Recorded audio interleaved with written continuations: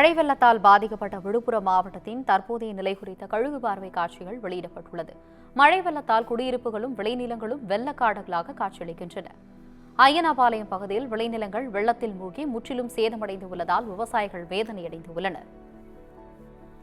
மழை வெள்ளத்தால் பாதிக்கப்பட்ட விழுப்புரம் மாவட்டத்தின் தற்போதைய நிலை குறித்த கழுகு பார்வை காட்சிகள் வெளியாகியுள்ளது.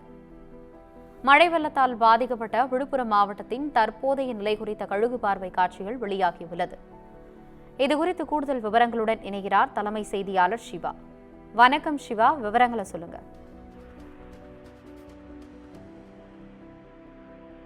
ஆனந்தி, விழுப்புரம் மாவட்டத்தில் இந்த பெஞ்சால் புயலினுடைய தாக்கம் என்பது மிகப்பெரிய ஒரு சோகத்தை ஏற்படுத்தியிருக்கிறது. குறிப்பாக பெரும்பாலான கிராமங்கள்ல தற்போது வரை மின் இணைப்பு இல்லாத நிலையும் அவருடைய அத்தியாவசிய தேவை இல்லாத நிலையுமே இருந்திருக்கிறது. பெரும்பாலான வீடுகள் சேதமடைந்திருக்கின்றன. இந்த நிலையில தற்போது நாம் பார்த்துக் கொண்டிருக்கக்கூடிய இந்த காட்சி என்பது விளைநிலங்கள் வெள்ள நீரில் மூழ்கி இருக்கக்கூடிய இந்த கழுகு பார்வை காட்சியை தான் நாம் தற்போது பார்த்துக் கொண்டிருக்கின்றோம்.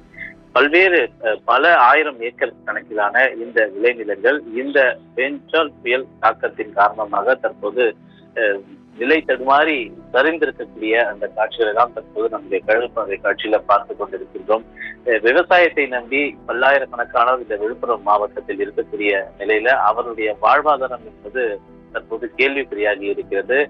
எனவே அரசு அவர்களுக்கு பல்வேறு நிவாரணங்கள் ஹெக்டேர் ஒன்றுக்கு பயிருக்கு ஏற்ற போல நிவாரணங்கள் வழங்கி இருக்கக்கூடிய நிலையில அந்த நிவாரணங்கள் தங்களுக்கு போதாது என்பன போன்ற பல்வேறு கோரிக்கைகளையும் வலியுறுத்தல்களையும் அவர்கள் முன்வைத்திருக்கக்கூடிய நிலையில இந்த பகுதியில் விழுப்புரத்தில் இருக்கக்கூடிய அய்யனாபாளையம் என்ற ஒரு கிராமத்தில் விளைநிலங்கள் முழுமையாக இந்த வெள்ள நீரில் மூழ்கி இருக்கக்கூடிய இந்த காட்சிதான்.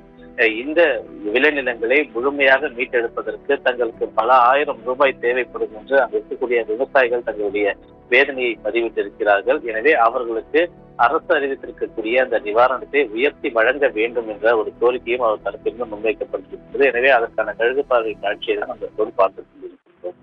ஆனந்தி, விவரங்களுக்கு நன்றி சிவா.